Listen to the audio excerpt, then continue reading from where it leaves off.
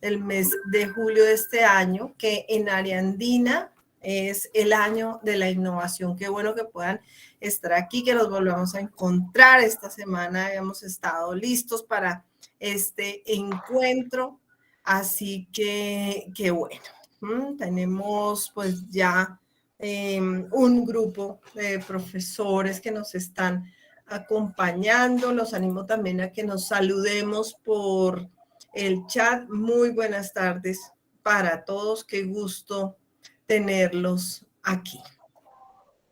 Bueno, te concedo la palabra, Omar, mientras aquí también voy presentando, por favor. Perfecto, doctora, muy buenas tardes para todos y para todas. Bienvenidos a este espacio que se da en el marco del Año de la Innovación Educativa para Área Andina. Hoy con un elemento muy especial, y es que este viernes de innovación crece. Hoy tenemos acompañantes de diversas universidades, toda vez que este ejercicio se viene articulando con el Laboratorio de Innovación de la Educación Superior, COLAB, del Ministerio de Educación Nacional. Este viernes de innovación, del cual hoy tenemos su sexta versión, es un espacio para hablar de innovación con referentes que nos inspiren. Y hoy particularmente tenemos a un invitado súper especial, un invitado de la casa, pero también un referente en innovación en diversos campos. Él es Santiago Amador, es cofundador del gremio Colombia Tech y líder del ecosistema de innovación educativa, magíster en Administración Pública de la Universidad de Harvard y magíster en Ciencias Sociales del Internet de la Universidad de Oxford. Fue además director nacional de políticas de acceso, uso y apropiación de Internet del Ministerio de Tecnologías de la Información y las Comunicaciones, donde ganó el premio de Internet para el Desarrollo de la ONU, y también fue asesor en innovación educativa de la Secretaría de Educación del Distrito de Bogotá y del Ministerio de Educación Nacional. Actualmente es nuestro director de la maestría en innovación aquí en Área Andina, director de IVO, el Laboratorio de Innovación Pública de Bogotá, miembro de la Junta Directiva de la Fundación Corona e investigador afiliado de Berkman Klein Center for the Internet and Society de la Universidad de Harvard. Hoy nos va a compartir sus ideas alrededor de una charla que ha titulado El salto de la enseñanza al aprendizaje. Sin más preámbulo, Santiago, un gusto tenerte aquí con nosotros, de verdad que un placer. Y bueno, somos todo oídos para aprender de tu mano. Bienvenido, Santiago. Profesor Omar, muchas gracias. ¿Ahí me están oyendo bien? Sí, perfecto. Profe Tere, muchas gracias por la invitación. Voy a compartir mi pantalla, solo necesito 30 segundos, porfa. No te preocupes. Claro que sí. Recuerden que sus preguntas, sus comentarios, al final del espacio, vamos a tener 10 o 15 minutos para poder conversar y para poder interactuar con Santiago. Listo. Es más, me gustaría que pudiéramos, voy a intentar correr lo más posible para que quede la reflexión sobre la mesa. Entonces voy a compartir pantalla. Tere, yo no voy a poder estar viendo las manos levantadas. Si en algún momento algo me quiere interrumpir, me cuentas, por favor. Claro que sí, con mucho gusto. Estamos atentos a ello. Muchas gracias.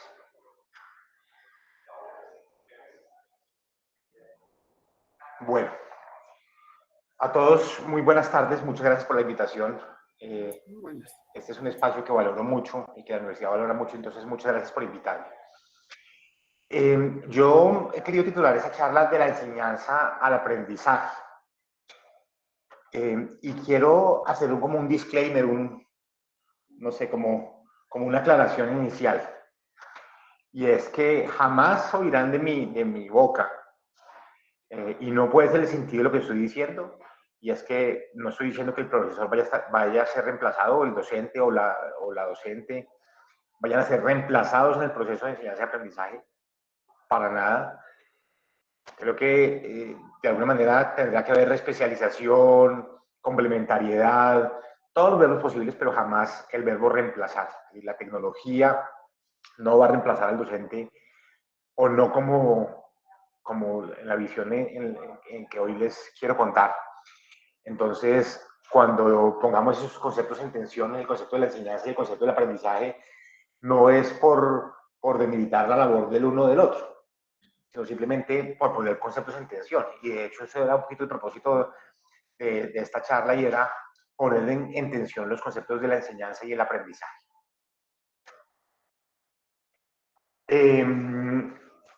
Como no me voy a centrar mucho en esto, tampoco quiero caricaturizarlo, pero la mayoría, digamos, o la educación en su mayoría, como hoy pues, como la veníamos conociendo, está mucho más, digamos, basada en la enseñanza.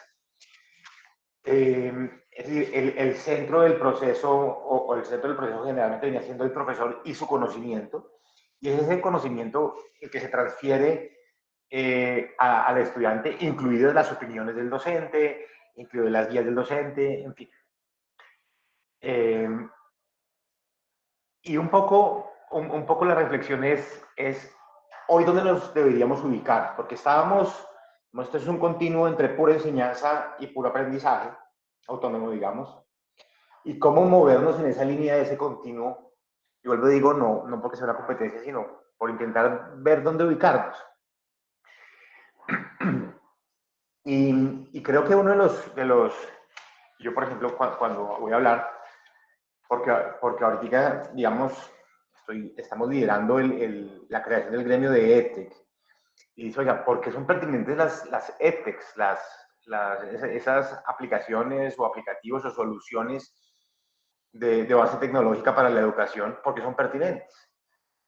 Y yo siempre lo que digo es, y saco un cartelito, digo, porque hay que empezarle a parar bolas al aprendizaje. Digamos, hay que empezar a pararle más bolas, tal vez.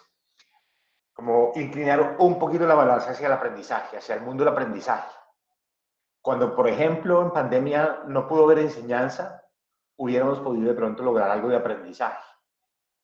El aprendizaje está más, digamos, por lo menos en el aprendizaje se equipara esa balanza de la responsabilidad de los procesos. En la enseñanza generalmente siempre está a cargo de quien tiene el conocimiento. Cuando hablamos del aprendizaje, sabemos que vamos a aprender de alguien, pero el verbo, digamos, está muy activo la agencia de quien aprende. Es decir, quien aprende es también responsable de su proceso de aprendizaje.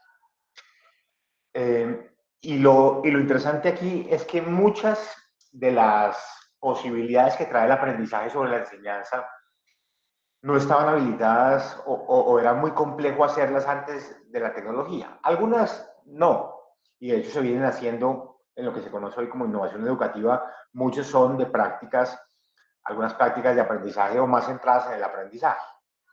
El aula invertida, por ejemplo, el aprendizaje basado en proyectos.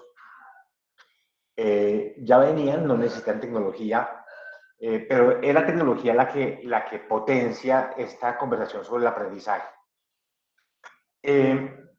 Digamos, yo les tengo aquí 10 A's y pueden ser más, y eso es tal vez lo que quiero que hablemos cuando acabe mi presentación, que voy a intentar acabarla como lo más rápido posible para que podamos conversar. Yo he intentado traer las A's que califican ese aprendizaje. Tengo un listado inmenso. Aquí van a ver ustedes 10 o 11. Pero me gustaría que se entendiera como un listado incompleto de A's, y le podemos agregar H's, D's, lo que sea. Yo he querido jugar con las A's del aprendizaje, como para que se nos quede grabado ese concepto del salto de la enseñanza al aprendizaje, que es hoy tal vez lo que más se está hablando en pedagogía, y es cómo damos ese salto. Procesos basados en la enseñanza, procesos basados en el aprendizaje. Vuelvo y digo, sin sacrificar la una, no es una competencia. La primera característica del aprendizaje es el aprendizaje activo. ¿Cómo se ve el aprendizaje activo? En este caso, por ejemplo, van unos estudiantes, y siempre te traje un ejemplo cualquiera, van unos estudiantes a un consultorio de un dentista. Y en ese aprendizaje no están en el salón de clases, sino van y visitan algo con nueva curiosidad. Un aprendizaje activo puede involucrar una salida de campo, puede involucrar, como le decía, el abordaje de un proyecto. Pero ahí que hay, y creo que eso se ha discutido muchísimo en esos espacios, hay un poco de cesión del control del proceso de enseñanza hacia el aprendizaje. El estudiante o la estudiante, por más chiquitos que sean, están en capacidad de toma de decisiones. La actividad, el llamarse activo, está marcado por dos cosas. Por tener agencia, es decir, voluntad para hacer algo, y por tener, bueno, o tres mentiras. Entonces, lo primero es agencia, es decir, un aprendizaje agenciado es aquel donde la persona quiere aprender y de hecho tiene que hacer algún tipo como de acción para aprender. Hay algo como de voluntad relacionado con lo que se llama agencia. El estudiante no es un sujeto pasivo, es al contrario alguien que tiene agencia, que tomó la decisión de aproximarse al aprendizaje. Una metáfora. No es ese beso que alguien le da a alguien, sino es ese beso que se encuentran en la mitad, para usar la metáfora. ¿Y eso qué implica? Que las dos partes tomaron la voluntad de encontrarse con el objeto de aprendizaje.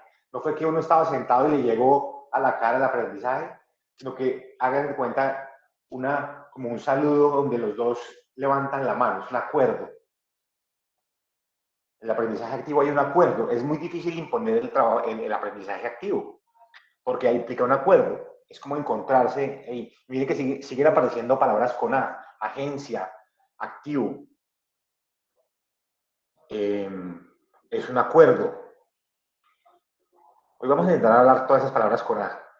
Y me gustaría que si puedan las vayan anotando, esas palabras con A que van apareciendo: aprendizaje, activo, acuerdo, agencia. Por ahora vamos en esas.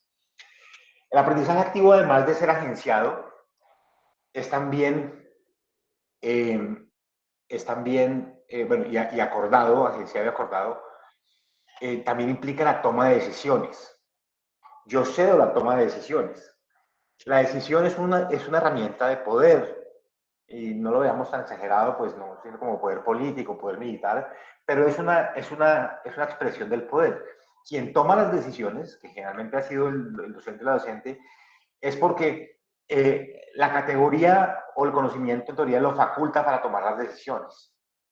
Y en un salón no solo hay conocimiento, también hay pedagogía, también hay relaciones, también hay sentimientos. Entonces empezó a sonar ya muy dictatorial que el docente tomara todas las decisiones en el proceso. Y se empezaron a ceder algunas. Oiga, trabajen en grupo. ¿Sí? Y ahí se va soltando la capacidad de decisión. Y el aprendizaje activo es también sobre todo eso. Entregar capacidad de decisión a otros. 2 segundos, por favor. Un segundo, por favor. Es que me asusto que se me vaya a apagar el computador. Voy a conectarlo rapidísimo. Porque como no estoy viendo, se me puede apagar.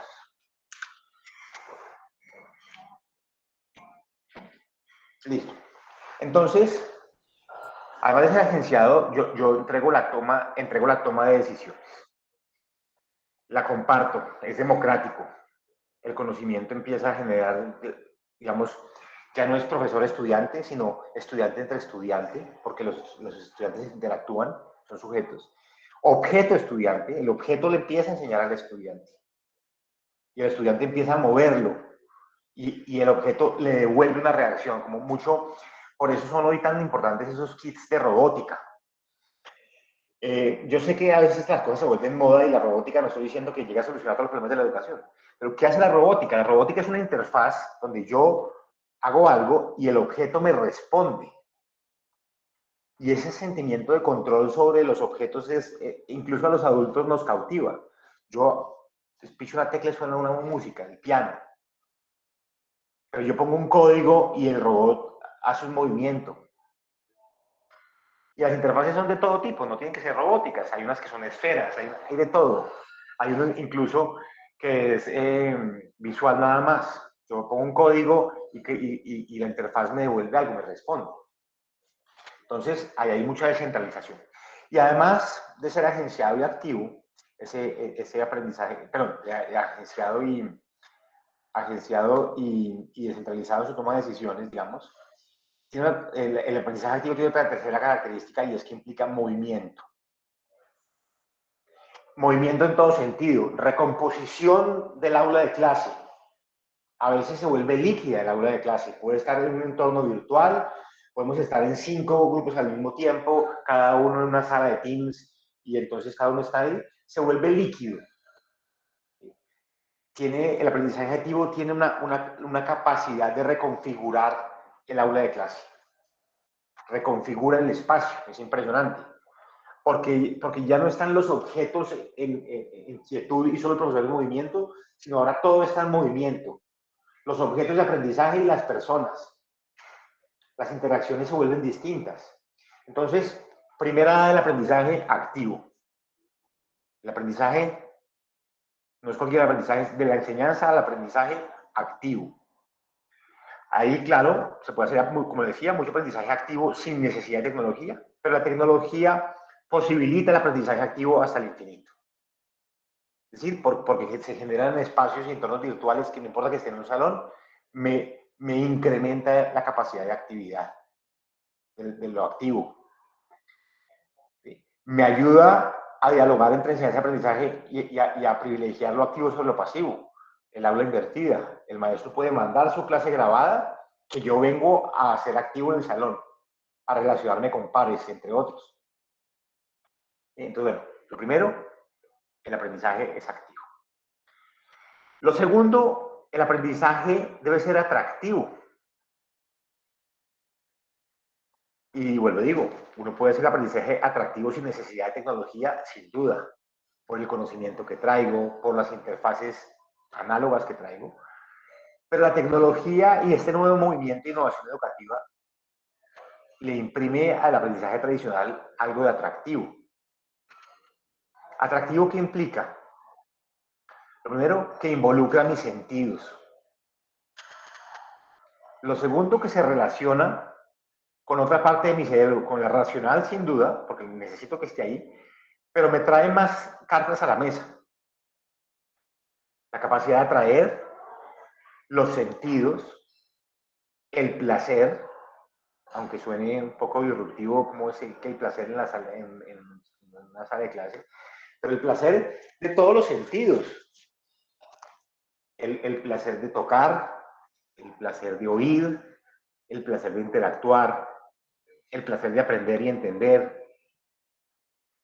Pero me involucra, ¿para qué? Para garantizar capacidad de atención, para garantizar enganche, para facilitar aprendizajes significativos. Lo significativo, lo que valoro como significativo, involucra generalmente una emoción. Por distintas. Hay cosas que son tristemente significativas, como el aprendizaje informal, por ejemplo, de cuando es niño, ve la primera persona muerta, por ejemplo. Trágico, sea, pero ese aprendizaje informal me está enseñando a mí de todo, y vuelvo, digo, puede ser triste, pero es atractivo. Tiene la capacidad de atraer. Y pensemos en atractivo, pues el símil normal de lo atractivo son los imanes. Me atrae. Pero lo combinamos con activo, porque atractivo pueden ser esos videos que idiotizan a los niños en YouTube, que no le están diciendo nada y los idiotizan.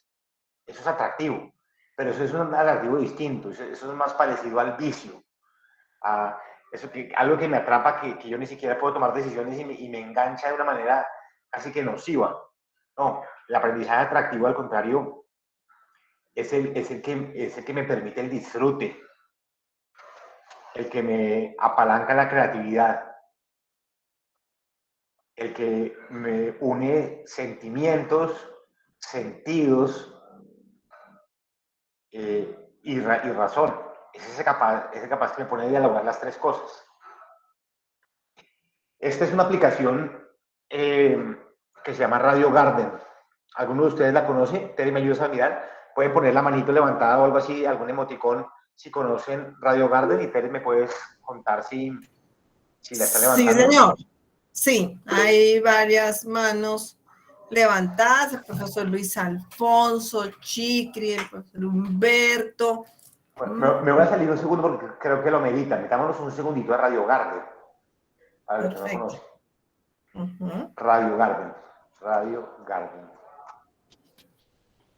Radio Garden es una aplicación, funciona más bonito en celular, pero también está aquí. Me muestra el globo terráqueo. Yo me puedo alejar, tiene un zoom, me puedo alejar y me termina mostrando todo el globo terráqueo. Cada puntico verde que ustedes ven ahí es una emisora. Es una emisora del mundo. Son los que no estoy pudiendo girar. Es una cosa de mi interfaz. Pero bueno, esto en teoría uno gira. Gira por todo el mundo. Y cada puntico verde es una emisora. Por ejemplo, una emisora de Sesquilé.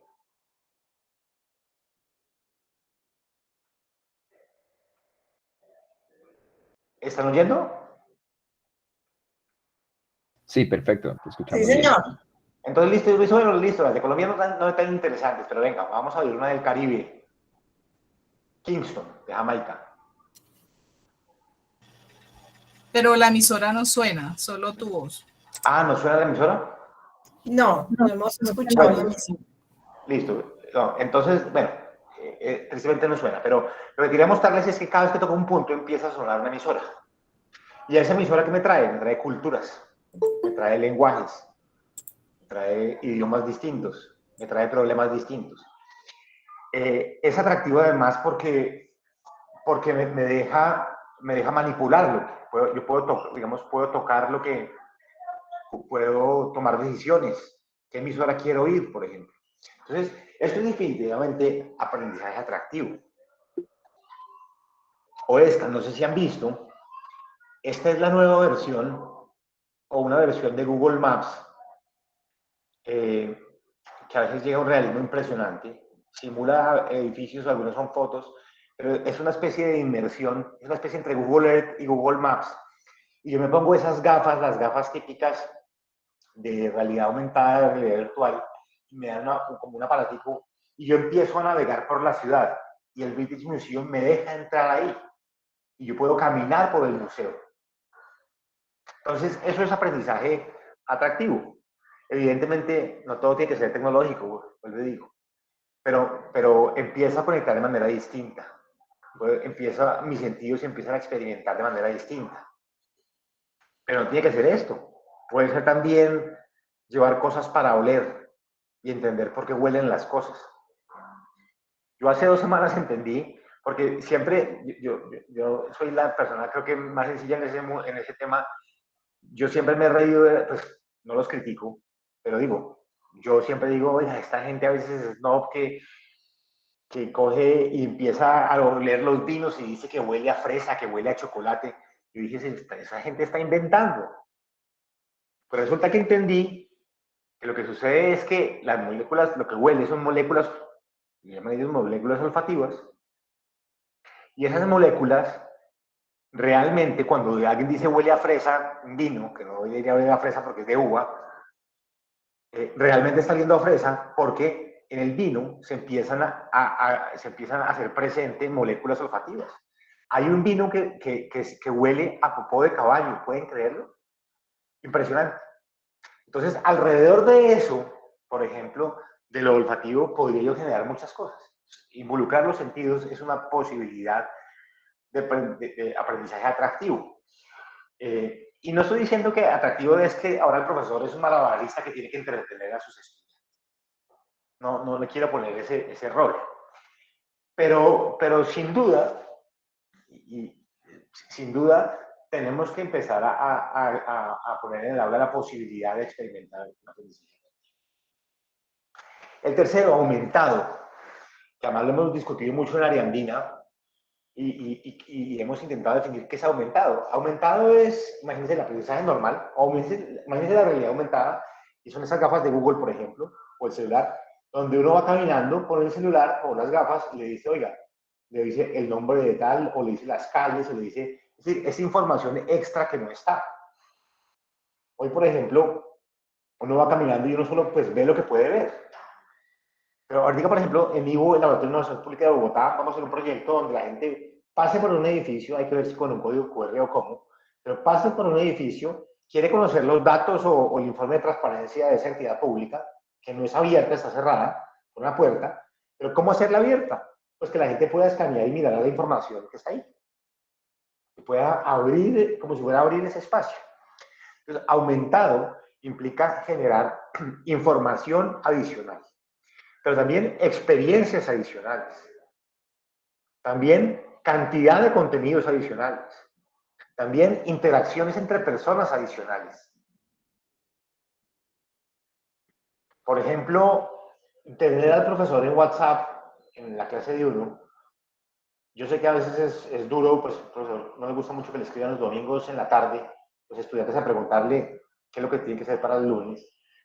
Pero cuando eso se maneja bien, ese aumento en la relación entre el estudiante y el profesor puede enriquecer, porque el profesor puede invitar a los estudiantes a un panel, les puede mandar un documento que le acaban de entregar, pueden comentar sobre la coyuntura si algo sucedió. Entonces, aumentado es todo ese flujo de información adicional. Imagínense, antes algo, el profesor me decía algo, ahora me dice algo y yo busco. Tengo cada vez más cantidad de cosas. Y ahí hay varios ejemplos. Por ejemplo, Google Scholar. Google tiene un buscador y si yo quiero encontrar algo temático, Google me manda, porque a veces yo, con tristeza, a veces a los estudiantes de la maestría también me ha pasado que uno dice, oiga, el estudiante solo puso en el trabajo lo que encontró en Wikipedia, que es básicamente el primer pantallazo. Pero hay otros estudiantes que se meten a Google Scholar y buscan ya documentos un poco más sofisticados. Hay otros que se meten a la biblioteca, a los journals o a los bases de datos de investigaciones y traen papers. O se meten a YouTube, por ejemplo, y necesitan aprender como con Julio Profe, por ejemplo. Julio Profe es este profesor como el Khan Academy colombiano que le enseña a los niños y jóvenes matemáticas. Entonces se meten a Julio Profe que les enseña cómo resolver un problema. Pero si Julio Profe no puede, hay ahí inmediatamente, digamos, y lo único que tiene que hacer el estudiante es una pregunta. Se le puede preguntar a la herramienta. Y la herramienta no solo le responde una cosa como el profesor, porque el profesor le puede responder una o dos cosas porque tiene que seguir adelante. La herramienta le responde con 11.000 resultados. De todo tipo. Verdaderos y falsos, completos, incompletos, superficiales y profundos, de todo. Por eso es tan importante el pensamiento después crítico de cómo consumes información. Pero está aumentado. La mayoría de temas de los que uno habla, incluso este del que estamos hablando, aprendizaje, uno puede preguntarle a la herramienta cómo se aprende. Y inmediatamente la herramienta le bota. O uno le dice pretérito perfecto en inglés y le bota una cantidad de información. O en Teams, por ejemplo, ¿qué me permite? Teams me permite, o en nuestro caso Canvas en la universidad, me permite almacenar información y llenar y enriquecer la experiencia. Entonces, en lugar que el estudiante tenga que ir a investigar, que igual tiene su mérito, pues a veces pasaba que nos quedábamos cortos y de pronto no encontrábamos lo que necesitábamos. Microsoft Teams me permite tenerlo ahí. Eso es tan bueno como malo. Hay algunos profesores que dicen, oiga, no, era mejor que el estudiante tuviera que investigar, fotocopiar el libro y tal cosa. Otros dicen, no, ahora hay mucho conocimiento, la gente lo que va a hacer es, en lugar de leerse bien uno, se va a leer un poquito de 1000. Eso sí es discutible, que es mejor, no tendría una respuesta. En Teams, además, uno puede hacer equipos. Uno puede reunirse por grupo, a trabajar por grupo. Y es aumentado también, porque ya no es solo la gente de Bogotá. Es gente de Bogotá haciendo trabajo en grupo con la gente de Arauca. No se imaginan en la maestría de innovación los proyectos tan impresionantes que han salido solo por la diversidad. Un concejal que trabaja en Arauca con un profesor de universidad bogotano, ¿cómo pueden hacer entre ellos cosas? Y salen unos resultados impresionantes. Se inventaron estos locos un sistema de comunicación a través de los cilindros de gas que se reparten en las zonas rurales de Arauca. Entonces, es aumentado porque además es diverso. Cuando tengo más, a veces digo, oiga, más es menos, alguna gente dice más es menos, pero tengo por lo menos diversidad, no me tengo que quedar con una sola visión de las cosas, tengo diversidad. Aumentado también es esto, es la relación con los objetos. Yo le puedo ya ahora asignar a objetos inertes, les puedo asignar algo de vida, a través de, por ejemplo, el Internet de las cosas o la realidad aumentada. Y no estoy diciendo que todo el aprendizaje aumentado es porque sea de realidad aumentada, no. El aprendizaje aumentado es inmenso. Pero también, ¿por qué? Porque le otorga vida a los objetos.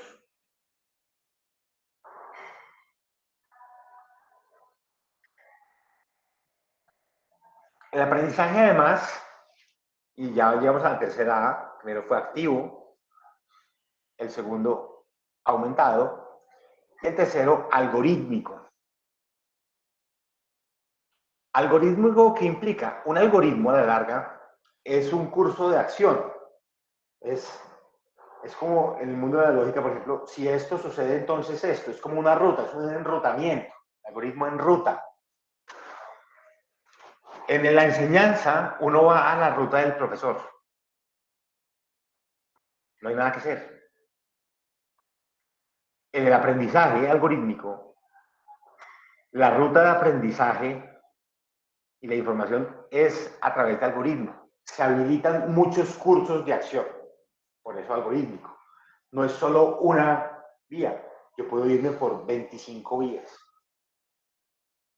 Además es algorítmico porque los algoritmos, cuando analizamos datos, me pueden ayudar, por ejemplo, a predecir la deserción universitaria. Ariandina hace eso. Entonces uno coge variables. Entonces, una variable se alimenta, por ejemplo, del carnet del estudiante que pasa por el torniquete de la universidad. Entonces uno sabe que si el estudiante no ha entrado en este mes, hay una probabilidad grande que vaya a desertar cuando la educación era presencial. O si el estudiante no ha sacado libros de la biblioteca, por ejemplo. Ninguna de esas variables es suficiente, pero la mezcla de las dos variables dice, esa persona está como desinteresada. Y uno después mira la historia de vida del estudiante y dice, el estudiante ya retiró un semestre. Y además mira, oiga, este estudiante es de estos estratos 1 y 2. Además dice, los papás de este estudiante no son estudiantes universitarios. Entonces uno coge variables, hay un algoritmo, y ese algoritmo lo que hace es predecir. Algoritmos también se usan en el aprendizaje, por ejemplo, y eso lo vamos a ver, para que la máquina, el computador, sepa mis propios intereses. Me enruta según mi interés. Lo personaliza la experiencia. Algoritmo también puede predecir mi vocación. Hay algoritmos vocacionales. Uno que fue incubado en Ariandina, que se llama Life Design. Un algoritmo que me ayuda a mezclar entre lo que soy bueno, lo que valoro, lo que me gusta, para encontrar una profesión, por ejemplo. O según mis resultados, el algoritmo analiza que yo puedo ser bueno para una cosa, para otra. Hay gente que odia los algoritmos porque le parece que son deterministas. El hecho de que un niño sea bueno en matemáticas en segundo primaria no quiere decir que tengamos que formarlo ahora y eso va a ser ingeniero y no hay nada que hacer. No tiene que ser determinista. Pero los algoritmos me ayudan a todo eso. Entonces, el aprendizaje debe ser algorítmico. Y por eso estoy queriendo decir, con posibles rutas, con muchas posibles rutas, caminos así que se vuelven y se encuentran. Un algoritmo muy intrincado. No es lineal, algorítmico.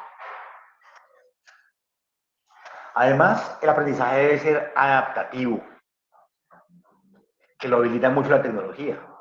Aquí mi famoso ejemplo, los que ya me lo han oído muchas veces, perdón, pero es la forma más fácil. Yo siempre traigo aquí el ejemplo de la cuchilla, el profesor Cuchilla. En mi época, cuando un profesor uno lo rajaba o le ponía mal la nota, uno decía, el profesor me rajó. Y el profesor que raja mucho, pues es el profesor cuchilla, porque raja mucho. ¿Por qué era el profesor cuchilla o cuchilla? Porque básicamente no podía personalizar la educación. No podía ir al ritmo de cada estudiante. No se podía adaptar a cada persona. Era un solo tratamiento. De pronto un estudiante preguntaba más y había que explicarle más, pero en un momento dado, pasar la página, vamos a seguir todos. El que no entendió, repase en la casa o métase en clases afuera para nivelarse, pero yo no puedo ir más lento. Tengo que ir a ese ritmo promedio. Entonces, habilitado por algoritmos, pero ahora en esta lógica de aprendizaje adaptativo, llegan aplicaciones como Duolingo, que de manera complementaria al proceso educativo, digamos, tradicional, le permite al estudiante varias cosas. El aprendizaje se puede adaptar a mis gustos. Por ejemplo, esta es una aplicación que se llama Duolingo, una aplicación para aprender idiomas que muchos conocen. Entonces, uno puede decir, oiga, mira, a mí me gusta aprender más inglés, pero si el tema está más relacionado con lo que a mí me gusta, por ejemplo, animales, yo puedo decirle eso al algoritmo. Por favor, muéstrenme todos los ejercicios que tengan que ver con animales. Pero además, si yo me equivoco, el profesor no me raja, Duolingo no me raja. Si yo me equivoco, Duolingo se adapta a mi paso. Entonces, me equivoco en algo, me manda más ejercicios de eso algo. Y si no lo entendí, me manda más por este lado y más por este lado. Hasta que, por pura repetición, esta forma de aprender de práctica, voy como cogiendo el concepto. Puede que me demore más que mis pares, pero Duolingo me deja demorarme más que mis pares, me va mostrando por los lados. Entonces, se adapta a mi paso, a mis gustos, a mis intereses. Además, por el algoritmo yo puedo coger cursos de acción. Entonces digo, yo me voy por esta línea y me va recomendando, incluso el algoritmo me va recomendando. Khan Academy empezó, por ejemplo, así. Uno pasaba un módulo, inmediatamente lo conectaba con posibles caminos y uno decía, quiero por este, por este, por este. Ahora eso es más útil. Ahora ya el sistema sabe por dónde yo me debería o me quisiera ir. Duolingo es esa aplicación por excelencia de aprendizaje adaptativo. Se adapta a mis necesidades. Llamamos otra aprendizaje adaptativo.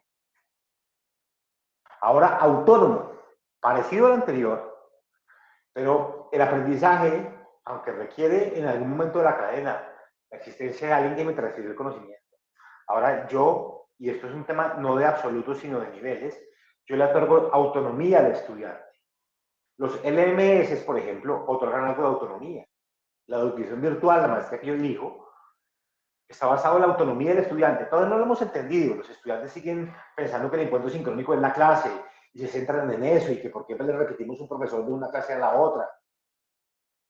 Pero no se trata de eso, porque el aprendizaje en ese caso, alguien ya muy bueno escribió la guía y es el caso, por ejemplo, de los famosos MOOCs. Esa es la sigla de Massive Open Online Courses. Como cursos abiertos masivos en línea. Obviamente los cursos esos en línea necesitan disciplina por parte de uno, capacidad de estudio, una comprensión distinta, aprendizaje un poquito más desprendido de las emociones, en fin. Pero ese aprendizaje evidente es más autónomo. ¿Y autónomo qué más trae? Un aprendizaje autónomo implica también descentralización. Yo puedo aprender en el bus mientras voy oyendo un podcast. Yo puedo aprender a la hora que yo quiera. Me puedo levantar a las 4 de la mañana y ver la clase que no vi el día anterior. Y eso da mucho sentimiento de agencia y nos permite, con poblaciones específicas o en sectores específicos, compaginar entre la educación y la vida, entre el trabajo, por ejemplo. Quien fuera mi conductor en el MINTIC terminó de estudiar psicología mientras trabajaba conmigo. Porque no importa dónde estudiáramos, él no estaba perdiendo el tiempo, estaba haciendo sus actividades y podía hacerlo desde cualquier lugar. Entonces, autónomo también implica una especie como de temporalidad, es decir, o de asincronismo, porque estamos a veces muy enfocados en lo sincrónico. Lo sincrónico es muy importante por la interacción y por una especie de inteligencia colectiva que se genera con la interacción. Pero también puede ser descentralizado y puede ser atemporal. Es decir, puedo en el momento en el que yo quiera, en el lugar que yo quiera, al paso que yo quiera. Otra, articulado. Y en esto quiero insistir muchísimo. El aprendizaje articulado en todo sentido. Es decir, articulado es, y hoy hay unos enfoques articuladores, por ejemplo, el enfoque STEM. Y es que a nosotros nos han enseñado, y eso pasa mucho en las universidades y en el sector público, como a pensar en cajas. Ah, esto es la Secretaría de Medio Ambiente, esto es la Secretaría de Movilidad. Pero los problemas no conocen los problemas se generan por una serie de cosas transversales. Lo mismo entre los saberes. Y parte de esos aprendizajes activos es mezclar todos esos conocimientos, articularlos. No son una cosa por allá matemáticas y otra cosa por allá ingeniería y otra cosa por allá, no. ¿Cómo logro hacer yo proyectos de aula que los integren, articulen eso? Y también es articulado por esto. Porque tenemos que empezar a articular más la educación formal, la educación no formal y la educación informal. Alguno que está aquí, yo la sé, pero digamos, me gustaría como que alguien metiera la cucharada y me dijera cuál es la diferencia entre formal, no formal e informal. ¿Alguno, Tere, quién me puedes ayudar a llamar a alguno que se lance a intentar entender cuál es la diferencia entre la educación formal, la educación no formal y la educación informal? Con mucho gusto. Vamos a ver quién quiere intervenir en este punto. Profe Cata, por favor. Hola, buenas tardes. Pues puedo decir una cosa completamente descachada, ¿no? Pero hasta donde me acuerdo, la formal es la que está certificada. La no formal es la que tiene, pues, certificada con diploma, que sirve para, como en temas académicos. La no formal es la que tiene como un tipo de cursos como los MOOC. ¿Puedo estar loca? Y la informal es, por ejemplo, la que cuando uno asiste como comunidad a capacitaciones. No estás tan lejos, estás bastante cerca. La formal es, primero que todo, voluntaria. Yo decido inscribirme a algo. Hay un proceso de transferencia de conocimiento voluntario y consciente. Sin embargo, esa formal está arreglada en el marco de un currículo y una licencia habilitadora para prestarla. La no formal es también voluntaria, me lo pueden certificar, pero esa certificación no está metida dentro de los parámetros y la reglamentación de lo formal. Y el informal es todo aquello que aprendo, porque uno aprende, por más que nadie le esté enseñando, aprendo de pronto no de manera voluntaria. Lo que le decía, veo que una persona murió, aprendo de la vida, me cuesta trabajo, lloro, lo que sea, y entiendo, eso es un aprendizaje informal. Pero es que en la universidad, no digo en esta, en la nuestra, en la Ariandina, sino en todas, nos hemos encargado de crear unos muros entre esas tres cosas. Y la reglamentación también, es decir, la educación no formal es como aumentarle la madre a una universidad. Y todas las universidades viven del negocio de saber que son formales y de decirles a los demás es que usted no es formal. Está bien, pero se van volviendo torres de marfil que después no pueden dialogar con la realidad. Y entonces se les va a meter el Uber de la educación. Una plataforma como Platzi que está enseñando competencias específicas. ¿Por qué ponernos a pelear contra ellos y decir, el ministerio, no valide ese título, no lo valide? Es básicamente lo que le decimos todo el día. No valide ese título, no lo valide. En el sector público, por ejemplo, no contratamos gente que no tenga título universitario, sino solo gente que tenga título, solo que tenga título universitario, y no contratamos gente que tenga un título de educación no formal. Un certificado de una competencia, por ejemplo. A pesar de que puede ser más pertinente. Entonces, lo que quiero decir con articulado además de articular saberes, por ejemplo, es articular estos tres mundos. Permitir que la misma universidad, la misma experiencia genere ese aprendizaje informal entre las personas por el solo hecho de socializar.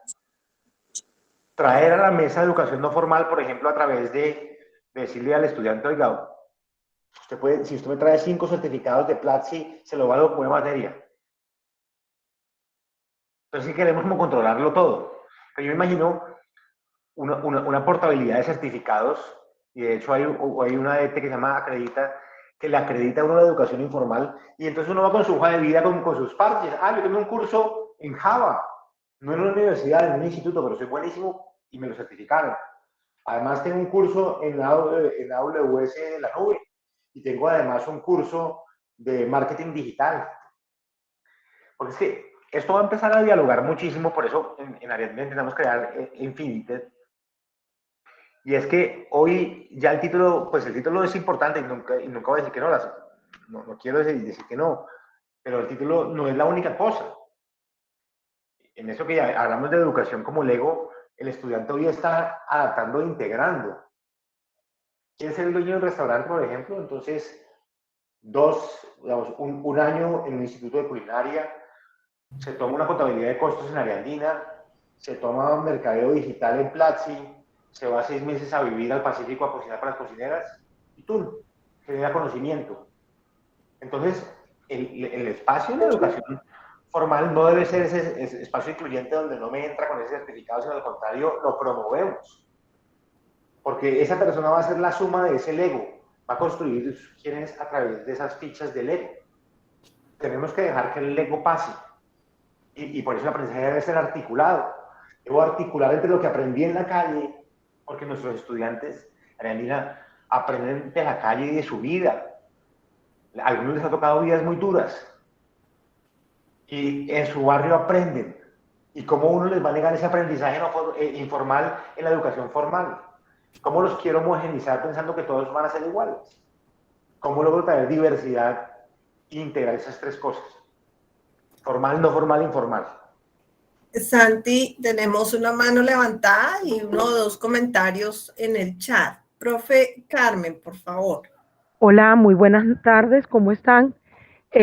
Para un poco hacer un comentario frente a lo que nos decía el profesor Santiago, creo que la realidad se impone y la evaluación por competencias creo que es uno de los retos más importantes que se ven, no en el ámbito académico, sino en el ámbito laboral. Hoy por hoy realmente no es de tanto peso un título, son mucho más fuertes a nivel de lo que son las búsquedas laborales, las competencias que tú puedas realmente demostrar. Y creo que las universidades tenemos que pellizcarnos. O sea, el mundo se nos está viniendo encima y muchas veces vemos una desarticulación. Uno de los programas que realmente no dan respuesta a la necesidad de la empresa o del mundo real. Y lo segundo es lo que les comento, ahorita es muy fácil adquirir competencias por diferentes medios, certificarte, y a la larga eso te puede hacer, como quien dice, la diferencia a la hora de conseguir un trabajo. Yo me quedé impresionada en unos amigos que estaban buscando empleo en el área de ingeniería y realmente lo que le dio el empleo fuera del país no fue el título de ingeniero, todo lo contrario, era todas las competencias que él tenía certificadas de instituciones que a lo mejor uno dice, no, pero no es una universidad, y realmente eso no importa, para el empleador no era importante que tuviese la capacidad de resolver el problema y la situación. Entonces creo que nos toca pellizcarnos. Absolutamente de acuerdo. Voy a seguir y dígame la siguiente pregunta, Tere. Perfecto.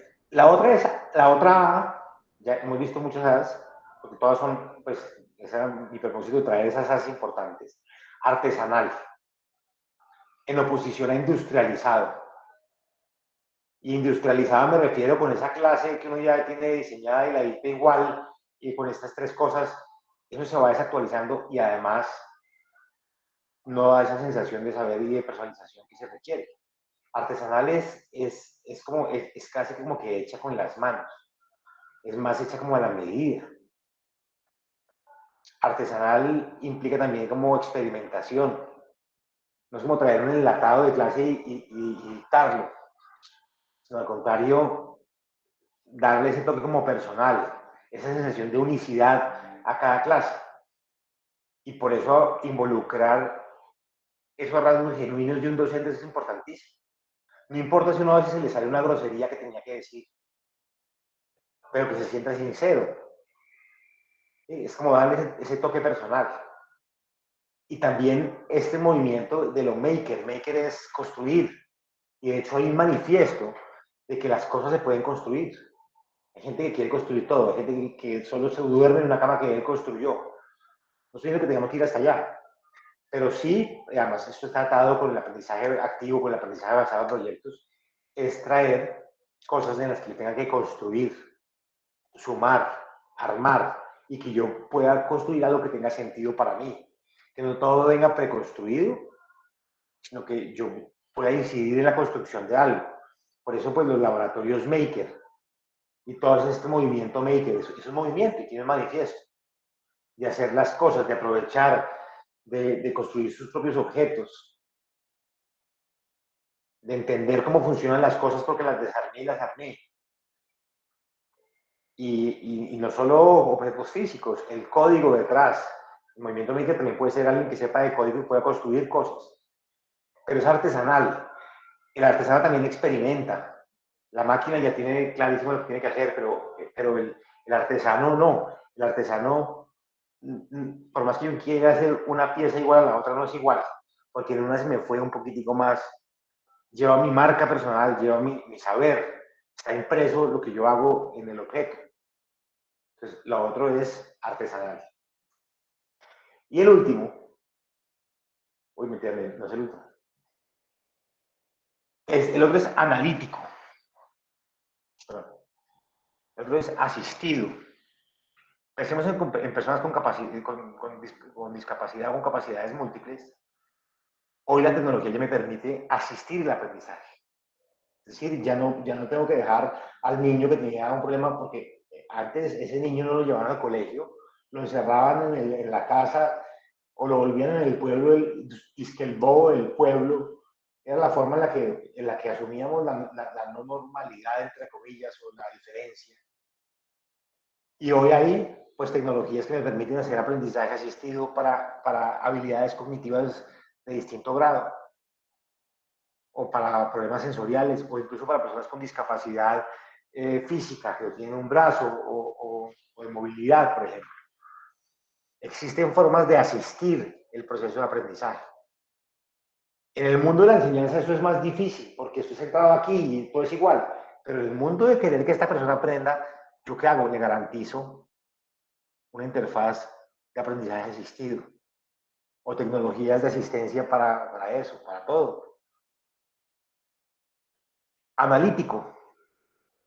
Cada proceso de aprendizaje está generando data. Todo el tiempo el proceso de aprendizaje está generando datos, todo el tiempo. Si el estudiante miró, para dónde miró, si está interesado, si no está interesado, el examen de atención, le fue bien o le fue mal, en qué se equivocó, cuántas veces se equivocó, todo está generando datos. Antes era muy difícil porque no estábamos en la cabeza de nadie para mirar por qué se equivocó y en cómo se equivocó.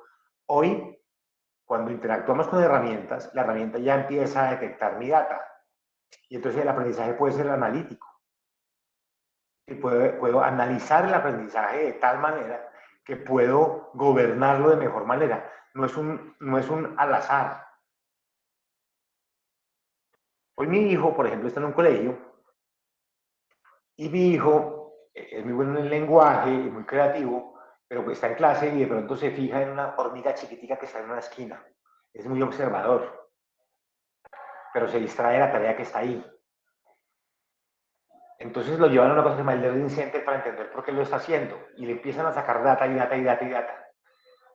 En los colegios públicos, como en muchos de ellos, perdón, no en todos, pero en muchos de ellos, no hay los recursos o las horas o la disposición, no sé, de hacer analítica de datos del aprendizaje. Entonces, un día él se gradúa sin comprensión lectora del colegio y el colegio dice, no, es que ese niño no comprendía la lectura. Pero se hubiera podido corregir si lo hubiera hecho en tamizaje cuando era chiquito. Y evidentemente hoy hay herramientas que le podrían permitir a un profesor saber, por ejemplo, en idiomas en qué se están equivocando esos estudiantes. ¿Para qué? Para guiar el proceso basado en evidencia. Y entonces yo puedo coger métricas, muchas métricas. ¿Qué métricas quiero poner? Escojo esta métrica, esta métrica, esta métrica y voy creando métricas. Y este sí es el último, el aprendizaje debe ser asegurado. Hoy, y las universidades que están conducentes a título, el aprendizaje a veces pasa a un segundo lugar. Si el estudiante más o menos aprendió, y a veces no sé si aprendió, pero por lo menos repitió, entonces pasó. Entonces no estoy asegurando el aprendizaje. Y hoy hay técnicas, con algoritmos, con tecnología para asegurar el aprendizaje, para saber realmente si está aprendiendo. Porque cada día hay más interfaces, más data, más cosas que le permiten al docente saber si ese estudiante está aprendiendo o no. O si aprendió por 7 minutos y después no aprendió, y después otras veces sí por 7, y ver los spams de atención, muchas cosas. Además, por aprendizaje aumentado, puedo lograr repeticiones, puedo lograr unas herramientas para asegurar el aprendizaje. Entonces, no es un enfoque en yo enseñé, hice lo mejor posible, si no aprendieron, ¿qué hacemos? A asegurar el aprendizaje. Entonces, esas son mis As. Ahí, entonces, para terminar, no voy a volver. Aprendizaje asegurado, analítico, asistido, artesanal, articulado, autónomo, adaptativo, algorítmico, aumentado, atractivo y activo. Esas son mis As del aprendizaje. Eso es lo que quería compartir con ustedes. Entonces, abramos el micrófono. Ya sé que no queda mucho tiempo, pero abrémoslo para unos 5, 10 minutos si hay algunas preguntas. Muchísimas gracias, Santiago. Qué interesante este grupo de AS. Me queda la invitación abierta para todos para aumentar este grupo de AS y de todas las letras. Yo te cuento que en el chat algunos profesores se manifestaban asintiendo y estando de acuerdo contigo. Decía la profesora Isabel Cristina Barragán, de aplicar, transferir conocimiento puesto en la sociedad, aportando soluciones nuevas para vivir en bienestar. Nos aportaba esa definición. Hay una idea, aprendizaje aplicado también, o hay otra que me parece importante, aplicado. Es que no sea solo teórico, sino aplicado. Otra para agregar a la presentación, aplicado. De acuerdo. Preguntaban también si el articulado, la profesora Tatiana, sería la formación de un proyecto. Sí, el aprendizaje basado en proyectos o los mecanismos integradores como el STEM, por ejemplo, son articulados, sí. Hay un micrófono abierto. Profe Carlos Sí, Augusto. nos ayudan con los micrófonos, por favor, gracias. Gracias. Profe Carmen tiene su mano alzada, sí, señora. Profe Carmen. No, disculpe, profe, no, que había quedado levantada, gracias. Bueno, Santiago, muy interesante todo este grupo de AS. Realmente se genera una reflexión frente a lo que puede ser el aprendizaje, y en esa reflexión frente a la enseñanza y el aprendizaje traigo a colación una conversación que se tuvo aquí en Ariandina con el doctor Juan Carlos Echeverry, y él señalaba, y lo cito: la educación está operacionalizada en escenarios donde los maestros parecen enseñar y los estudiantes parecen aprender, pero en muchas ocasiones no ocurre ninguna de las dos cosas. ¿Cómo combatir esos escenarios de operacionalización, de mecanicismo, que obviamente rompen cualquier proceso innovador y terminan hipotecando los dos elementos, la enseñanza y el aprendizaje? Acá nos das muchos elementos, pero ¿cómo puntualmente lograrlo? Pues lo primero es básicamente el sentido de esta charla es dejar de enfocarse en la enseñanza y empezar a enfocar en el aprendizaje, es decir, habilitar y traer metodología y tecnología, las dos cosas, porque no solo es tecnología, es metodología y tecnología para habilitar eso. Es decir, para descentralizar el proceso de formación, que además es como quitarse también un peso de encima del profesor, como si todo dependiera de lo que yo le enseñé. Yo soy mediador, como docente soy mediador, pero el estudiante tiene agencia y es decirle al estudiante que puede y al estudiante que debe intervenir. Claro, esto implica un reforzar la vocación. Y uno en un momento dado, y me ha pasado a mí en la clase, y digo, oiga, no los enganché. tengo que reflexionar sobre mi propia práctica. Porque ¿será que no lo preparé suficiente? ¿Será que soy bueno para esto? Es que ser docente en este nuevo, que pareciera más fácil porque con tecnología es ahora más autónomo, no. El rol del docente se especializa aún más. No podemos prescindir del docente. Al contrario, lo necesitamos más. Lo necesitamos más metido en esto, más creativo, incluso más activo al mismo docente. Entonces, hay varias cosas. Por ejemplo, yo siempre he dicho que el profesor aprenda de pensamiento y diseño, que el profesor diseñe sus propias experiencias de enseñanza y aprendizaje. El profesor diseñe, el profesor diseñador o la profesora diseñadora, por ejemplo, muy importante. Lo segundo, un pacto, un nuevo acuerdo con el estudiante para descentralizar el proceso educativo. Y lo tercero, pues, generar nuevos recursos, nuevas habilidades y nuevos recursos. Muchas gracias. Profe Sonia, por favor, ha pedido la palabra y también para pronunciarse sobre el tema que estamos tratando. Bueno, muchísimas gracias. Pues los saludos de la Universidad Autónoma de Occidente de la ciudad de Cali. Es un gusto estar con ustedes y además decirles que también tenemos un espacio, no conocía un espacio similar que va a sesionar este semestre ya a partir de agosto cada 15 días y nuestro primer invitado es justamente Julio Profe. Va a estar ahí hablándonos de educadora de edutuber. Entonces aprovecho y si alguno está interesado, pues le ponemos el enlace. Pero escuchando estos planteamientos tan pertinentes del profesor Santiago, yo sé que el tiempo no lo permite, pero me parece que es un asunto de un calado muy profundo, porque cuando hablamos, por ejemplo, del aprendizaje expansivo, estamos hablando de sistemas de actividad. Cuando hablamos de aprendizajes distribuidos, estamos hablando de atravesar fronteras, de construcción de redes, en fin, estamos hablando de acercamientos a los objetos de manera diferente. Sin embargo, yo escucho, y yo creo que ese es un discurso bastante extendido, por lo menos en algunos entornos, no sé si en el de ustedes, que con esto de la multimodalidad, claro, hay una aparente flexibilidad y facilidad.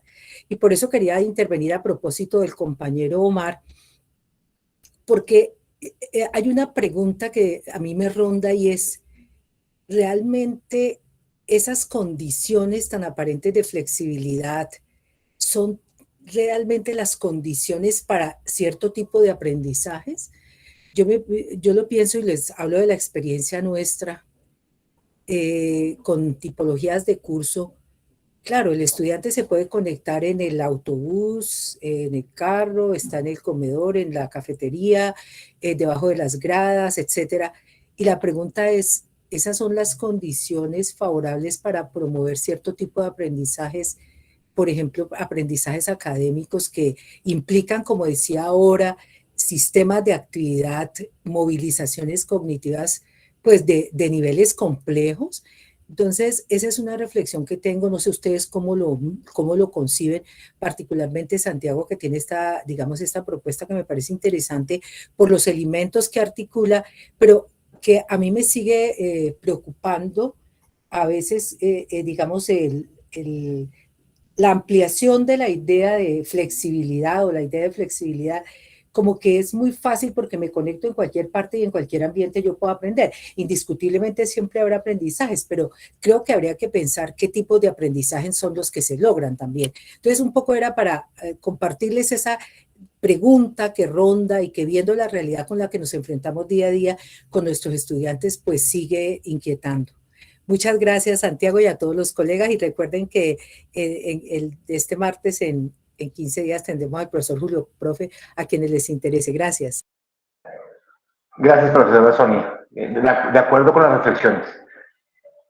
Alejandra. Buenas tardes para todos, buenas tardes. Los saludo desde Ibagué. Mi pregunta está relacionada con el lugar del cuerpo, ya que casi siempre nuestro aprendizaje es cognitivo y estamos en las herramientas tecnológicas dedicados únicamente a aprender con la mente o de manera visual o auditiva, pero ¿y el cuerpo? ¿Qué pasa con la integración del cuerpo dentro de los diseños virtuales? ¿Cuál es la mirada que se le puede dar digamos, a las pausas activas que se podrían realizar para que el cuerpo no esté todo el tiempo en un estado pasivo mientras se aprende. Y segundo, también en relación a lo que decía la maestra anteriormente, me parece muy pertinente sobre la divergencia de los espacios hace que hayan demasiados estímulos alrededor y a veces el estudiante no se pueda concentrar o que sus umbrales de concentración sean demasiado cortos por el uso excesivo también de las redes sociales. Entonces la pregunta es, ¿cómo integrar dentro de este modelo que está planteando el profesor Santiago de aprendizajes en las 4 A's y todo, pero que también se dé una mirada a la importancia del aprendizaje con el cuerpo? Esa es mi pregunta. Muchas gracias. La profesora Alejandra me hace acordar, en el colegio yo me leí Juan Salvador Gaviota y me lo leí encima de una mesa de la plancha, porque era un sitio donde no molestaba, no me lo había leído completo, me lo tenía que leer para ese día y me levanté como a las 2 de la mañana, terminé de leer con una lucecita encima de una mesa de la plancha, me acuerdo. Pero no, totalmente de acuerdo, y es una reflexión parecida a la que hacía Sonia, y es que además es muy pertinente en este momento. Me preocupa mucho el tema de los spams de atención y el tema de los estímulos, y es cómo estamos empezando a aprender de manera concentrada o no concentrada. Yo, por ejemplo, ahorita en la educación de mi hijo, yo digo, bueno, quiero saber si estoy haciendo un juicio de valor o no. Por ejemplo, si él está aprendiendo, porque antes un niño veía televisión y veía Dejémonos de Vainas, porque solo había un canal y solo había eso. Después llegó la parabólica y veía más cosas. Hoy ven en Netflix una cantidad de programas que además son interesantísimos y que les mejoran el lenguaje y que lo cambian. Entonces, yo no sería quien para calificar el destino final de eso. Evidentemente los estados de atención hacen mucho daño, eso estoy de acuerdo. Los estados de atención pequeños por las redes sociales hacen mucho daño, algo así sí.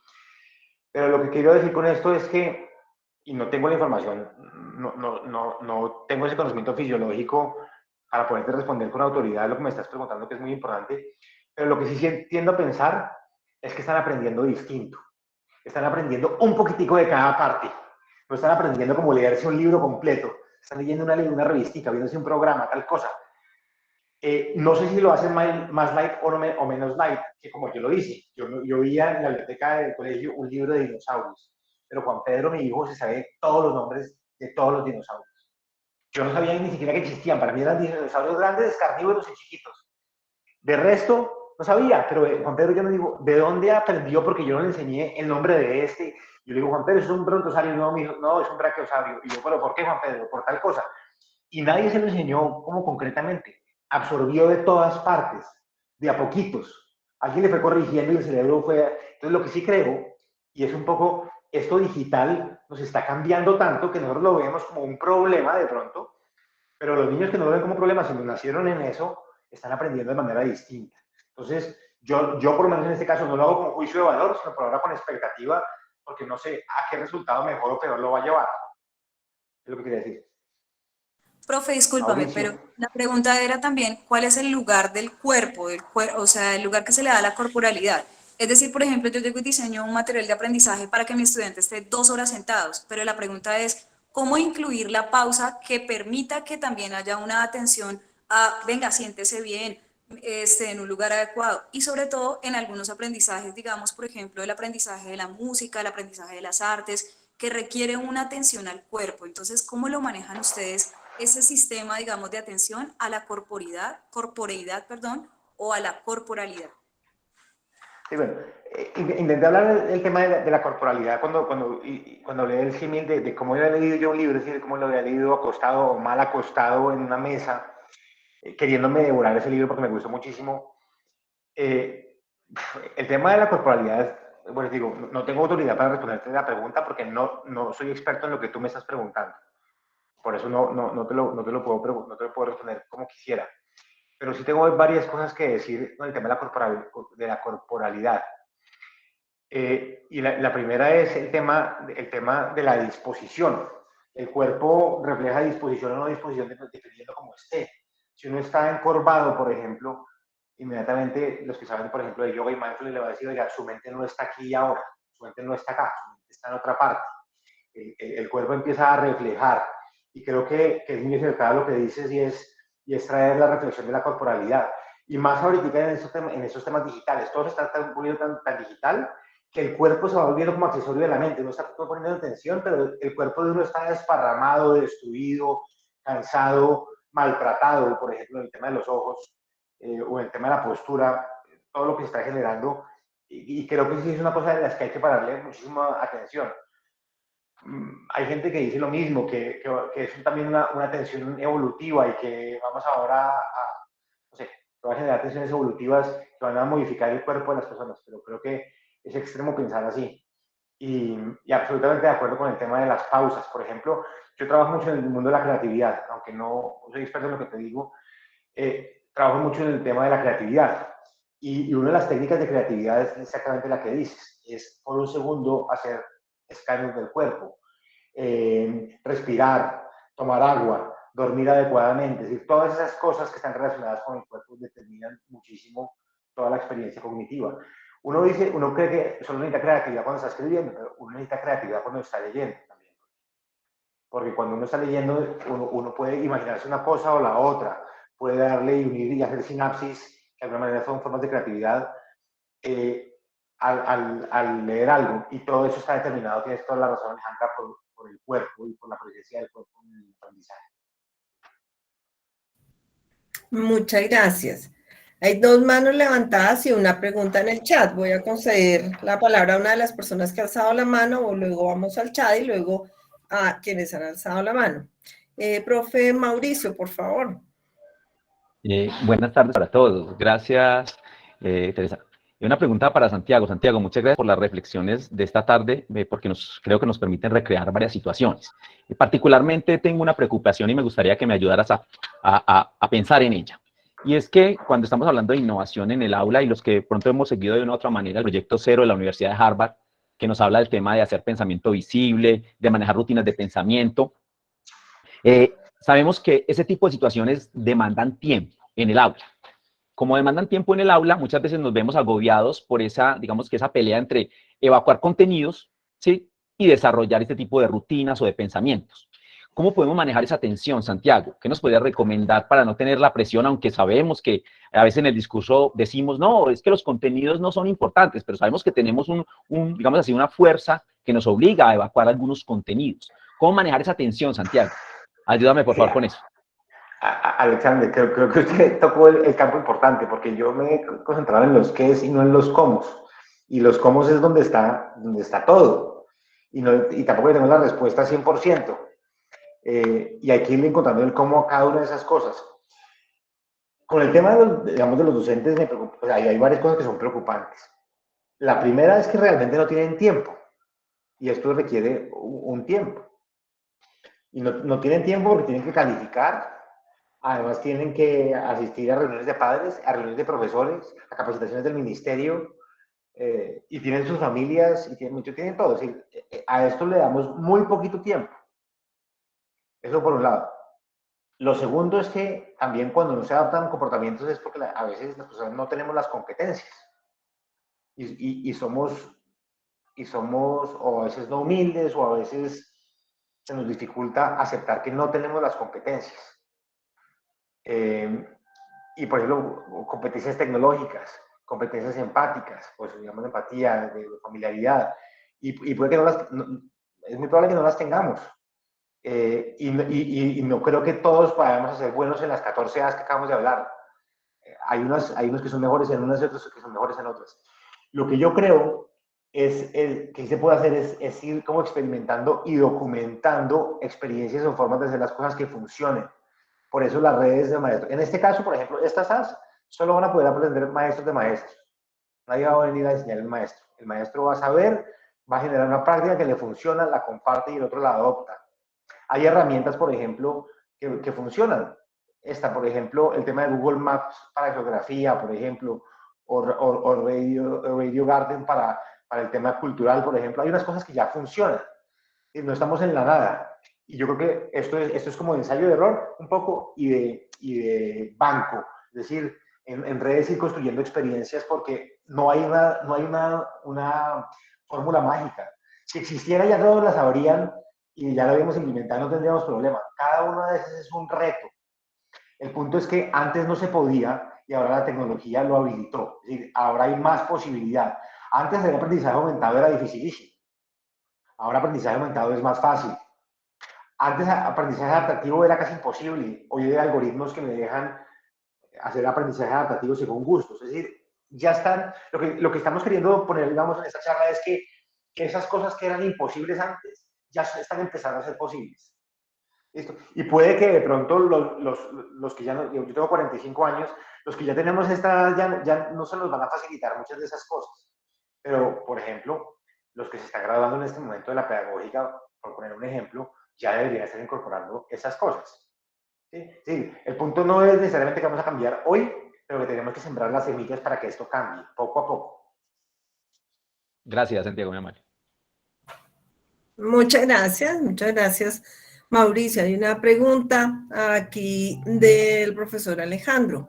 ¿Cómo gestionar el aprendizaje autónomo si el conocimiento es el resultado de un proceso colaborativo?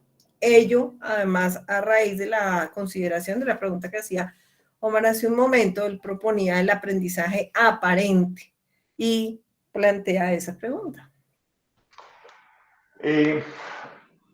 Vamos, hay que ver un poco de quién se predica la autonomía. La autonomía no necesariamente es soledad y no es individualismo, es decir, no es necesariamente una persona haciéndolo solo. La reflexión sobre la autonomía es un poco el desprenderse entre la enseñanza y el aprendizaje. Es ese desprendimiento entre esas dos cosas.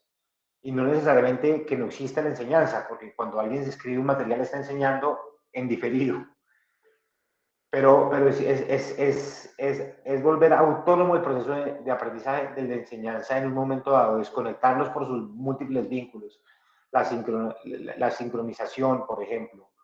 El rol céntrico del docente como transferir conocimiento, el aula de clase como lugar único. Eso da cierta autonomía. Ahora, bueno, digo, la autonomía no es que lo haga solo. La autonomía puede ser, porque se predica desde la enseñanza, podría ser en grupo, por ejemplo. La autonomía de un grupo de estudiantes, no es necesariamente la autonomía de una persona. Y yo sí creo que hay como el proceso de aprendizaje, en enseñanza de aprendizaje, hay parte en que es individual y hay parte que es colectivo. Hay muchas cosas y muchas habilidades que yo veo que se desarrollan en lo colectivo, pero hay un momento en el que uno tiene que repasar. Yo me acuerdo siempre cuando uno aprende a bailar, por ejemplo, yo aprendí a bailar bachata. Yo iba a clases, eso es lo colectivo, y me dio ahí, pero también aprendía cuando me sentaba yo sin pena en el espejo e intentaba romper ese paso de merengue bogotano que no lo deja uno bailar bachata porque es de 4 tiempos la bachata y uno no sabe, y uno es cachaco. De hecho, para los costeños ser cachaco es una enfermedad incurable porque uno no puede bailar y no puede bailar. Pero lo que digo es, autonomía también en un momento dado es ese yo contra la herramienta, pues con la herramienta contra el conocimiento. Es decir, por ejemplo, en el caso de las matemáticas, a mí me pueden explicar me pueden intentar explicar, y a veces uno hace grupos de estudio para intentar entender, es una herramienta, pero también a veces la autonomía en los procesos de repetición, por ejemplo, la autonomía también es muy importante, la individualidad. Muchísimas gracias. Y finalmente, profe Belén, que nos ha pedido la palabra. Gracias, profe Teresa. Bueno, muchísimas gracias. Pues yo quiero dar las gracias al profesor Santiago por todo su mundo de las apps, que está muy interesante, y pues que creo que ya también, incluso con los procesos que hemos venido realizando en la universidad, hemos incursionado. No lo hacemos, no lo hago a la perfección tampoco, pero ya pues somos como más conscientes de ese tipo de aprendizaje, y esto nos hace también esa reflexión. Entonces me parece muy importante, ¿no? Pero también me queda la inquietud que tiene la profe, de la cual usted dice, bueno, no lo tengo, porque desde el punto de vista sociológico, yo soy socióloga, el papel que juega la corporeidad tiene la identidad propia, el contexto, la parte cultural. Por eso a veces uno privilegia la parte presencial, ¿no es cierto? Porque pues yo puedo hacer una mesa redonda, puedo mirar sus expresiones, puedo mirar.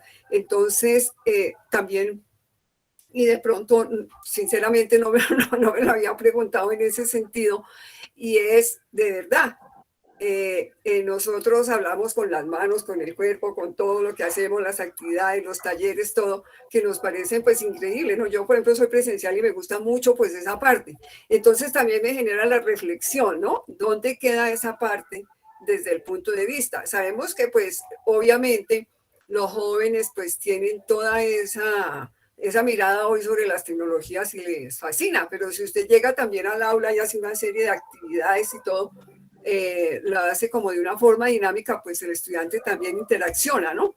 Entonces también me deja esa reflexión que sinceramente de pronto no la había pensado, siempre pienso, bueno, me gusta la parte presencial por la relación, porque puedo estar face to face con el chico, porque puedo hacer el taller, porque los puedo hacer en grupo, porque lo que plantea el profe, ¿no es cierto? A veces, muchas veces los tiempos no alcanzan.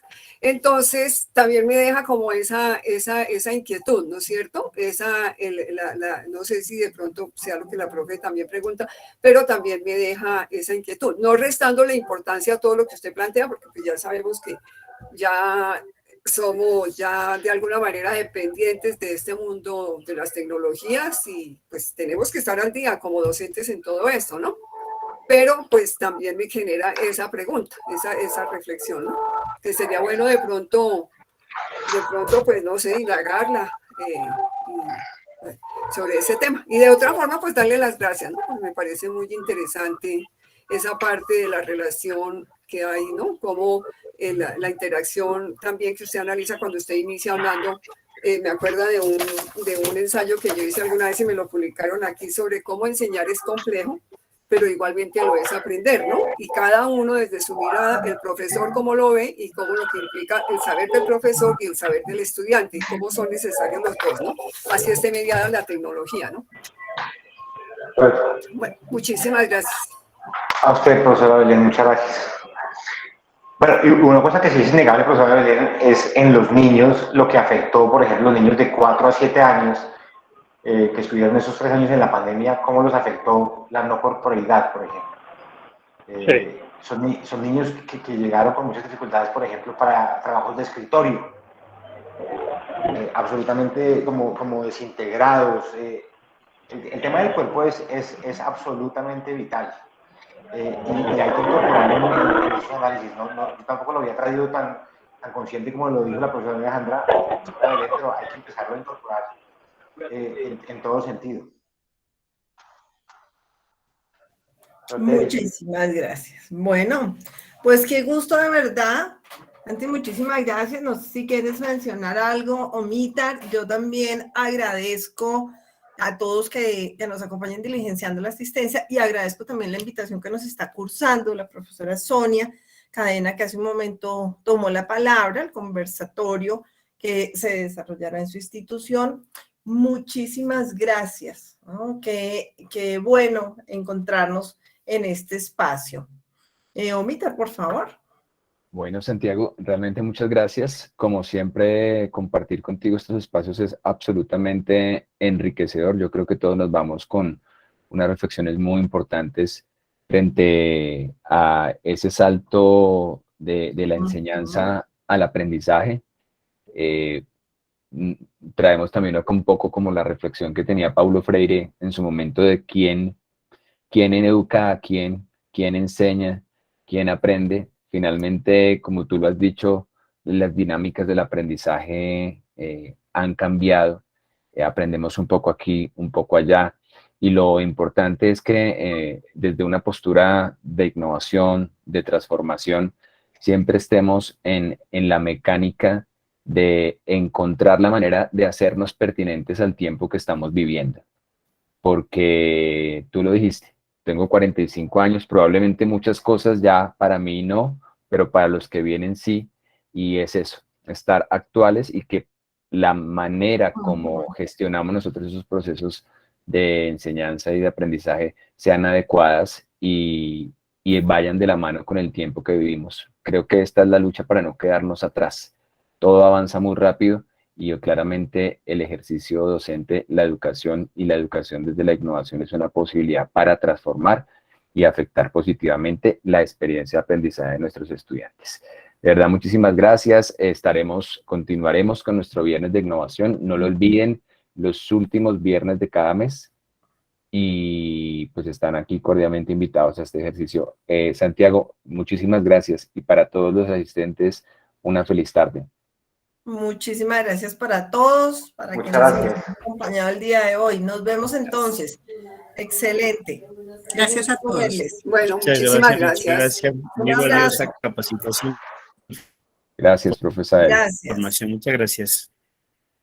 Mil gracias a todos y como lo escribí en el chat, Muchas gracias. imagínense que nosotros hubiéramos tenido docentes tan preocupados como nosotros en querer mejorar y todo eso, estaríamos en la luna, como hay una compañera. Dios los bendiga, somos los mejores. Un fuerte aplauso para todos. Chao. Gracias, profe Jorge. Eso sí. Eso, excelente. Feliz gracias. Magnífico. Muy bien. Felicidades a todos y gracias por la capacitación. Feliz tarde. Gracias, profe Francisco, profe Gladys, que esté muy bien. Muchas gracias, que estén bien, feliz tarde. Que estén muy bien. Bueno, vamos a detener aquí la grabación.